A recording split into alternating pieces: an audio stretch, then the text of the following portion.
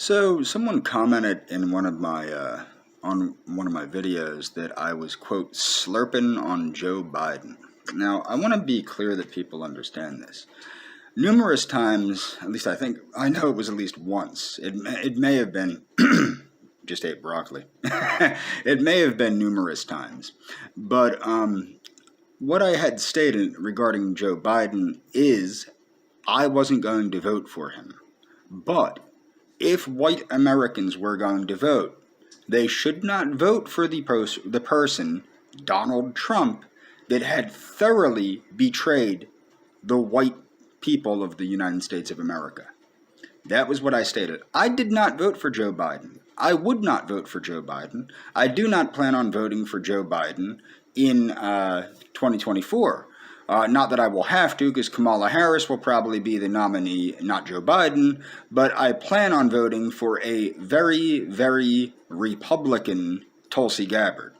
That is my hope, that Tulsi Gabbard will run again in 2024 against Kamala Harris and annihilate her in the 2024 election as a Republican Tulsi Gabbard, which is what I think she should have ran as initially anyway. She is a far better Republican candidate than she is a Democrat candidate.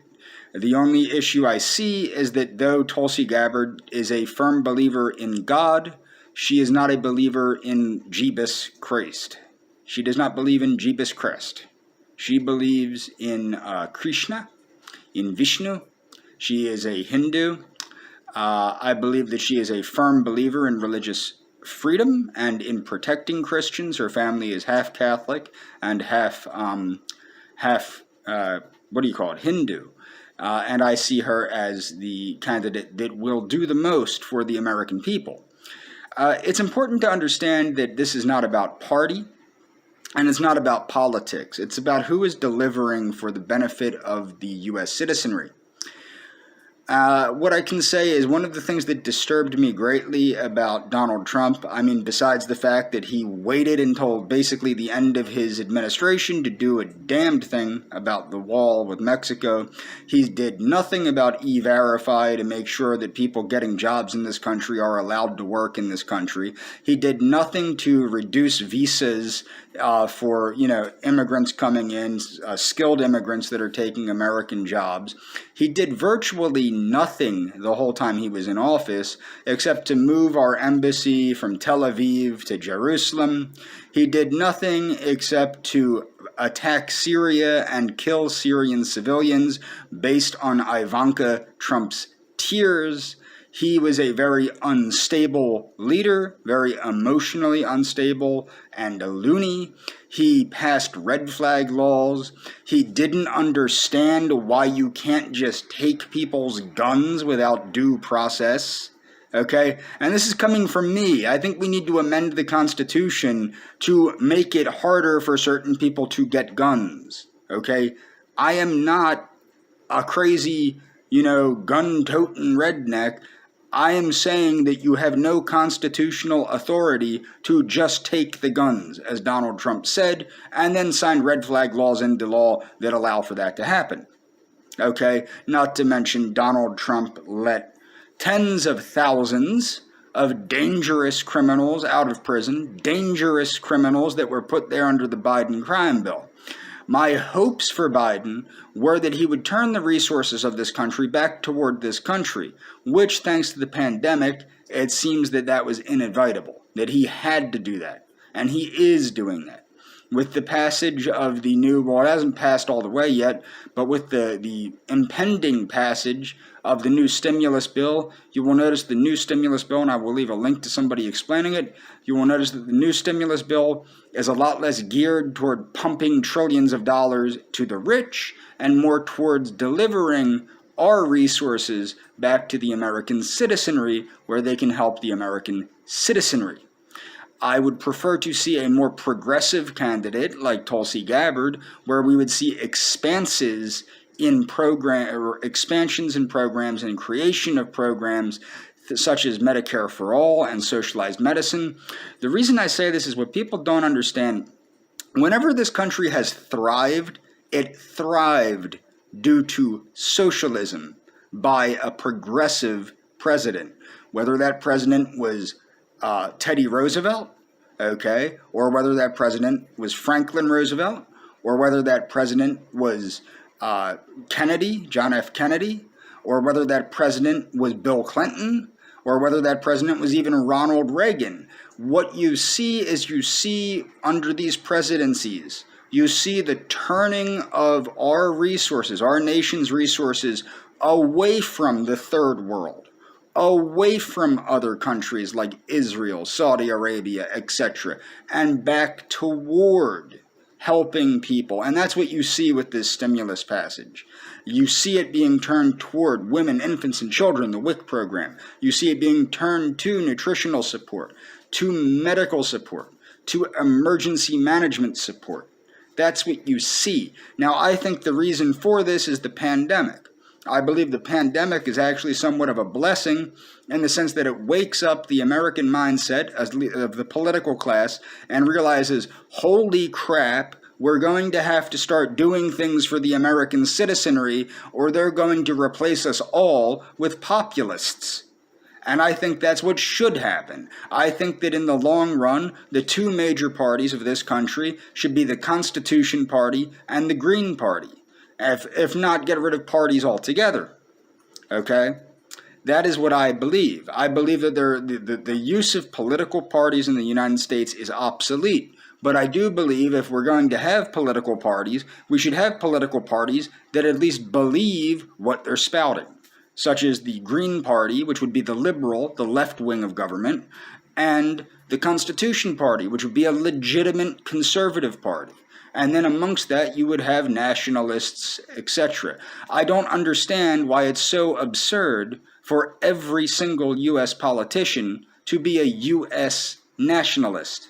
There is nothing wrong with putting your country and your citizenry first. That is what every other country does. And if politicians in other countries put the citizens of other countries first, they would not be taken seriously, unless it's some Nordic, Scandinavian, kooky country. But you do not get away with putting the citizenry of other countries before your own citizenry. And that's what we see. That is part of the negative we see with Biden. Okay, Biden is not, I had hoped that Biden would re-implement the Biden crime bill. I had hoped that he would start to reenact the types of crime reforms that led to all-time lows in violent crime and actually did help the people of the inner cities of this country by allowing them to be more safe. Not safe, because it's almost impossible to bring crime down to zero in those areas, but it was more safe, and people thrived better. They survived better.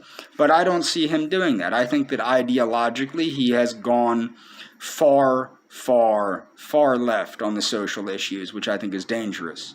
But the fact of the matter is, when there is an election, somebody has to win. In this case, that somebody I thought would be far better to be Joe Biden than Donald Trump. After Donald Trump did not deliver for his constituents, he did not deliver for the U.S. citizenry, he did not make America great again, and he certainly would not have kept America great. America is not being made great by Joe Biden, but it is being given a life preserver. It is being given a life preserver, a life jacket, to keep it afloat until a serious president gets in there, such as Tulsi Gabbard, and more serious politicians get elected that can actually start to pass legislation to reroute the money and the resources of the United States citizenry and the United States territories. What we have, our natural resources, our economic resources, our physical resources, our human resources, to redirect that back to this republic, to revive the republic, to lift up this republic, not Israel, not Saudi Arabia, not Iraq, not Afghanistan, this republic, and to take real threats like China more seriously. And that's what I'm hoping for. That's what I'm hoping will happen over the next 4 years. I'm hoping in 2 years that, we will see more serious and more populist type politicians winning in the House and the Senate and in local elections. And I'm hoping we will see a turning tide away from the hard left-right politics and back toward a politics that puts the American people first and which is nationalistic at its heart. So it's a nationalistic policy, whether it's a left-wing policy or a right-wing policy. What I want to see and what I hope I will see is that the American people and the American Republic are put first, making it a nationalistic policy. It should no longer be shameful to call oneself a nationalist in this country. That's my opinion. I don't see that happening. I hope for it to happen, but I don't see that happening. I see things moving to the left, drastically, quickly. The right is moving to the left. Republicans are trying to get the minority votes. They're trying to lessen their conservative ideas. But the good news is with the Democratic Party, you have more people like me that have registered as Democrats because we're disgusted with the Republican Party, which will moderate the Democratic Party. Big tent politics is not that great at ideological politics, and the reason why is because you will see the Democratic Party move back to the Democratic Party of the 80s, 90s, maybe even the 60s, with people like me that are racially conscious, that are joining the Democratic Party, that are fed up with the lunacy of the Republican Party, and you will see the Democratic Party come back center and maybe even all the way to the right, like it used to be. That's a very big possibility. And when you have a right-leaning Democratic Party, you will see the resources of this republic turn back toward this republic for the benefit of the U.S. citizenry. That is why I was supposedly, quote, slurping on Biden. No, I did not vote for Biden. No, I would not vote for Biden. And no, I won't vote for Biden in 2024. Nor will I vote for Kamala Harris. I will simply let nature take its course. However, the people vote is who will win. If there is a better Republican candidate, I hope for a Tulsi Gabbard. I would love to see, if Tulsi Gabbard's running, hands down, I'm voting Tulsi Gabbard. That's the bottom line. If it's anybody else, I don't trust them. And that's basically where I stand on that.